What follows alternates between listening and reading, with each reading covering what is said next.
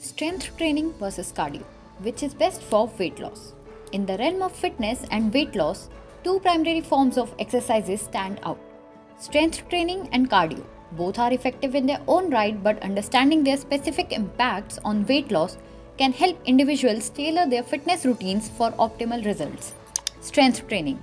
Strength training involves exercises that focus on building muscle mass and strength. Strength training promotes the development of lean muscle mass. Muscle tissue burns more calories than fat tissue, thus increasing resting metabolic rate. While not directly reducing weight, it helps in sculpting and toning the body. Cardiovascular training.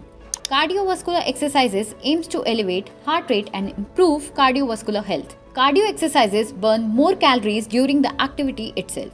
Effective for burning stored fat, particularly during longer sessions. Improves heart and lung functions, enhancing overall endurance. Weight loss comparison.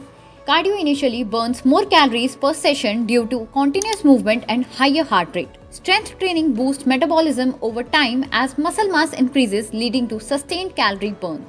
A combination of both strength training and cardio often yields the best weight loss results by leveraging the benefits of each. Personalization and goals.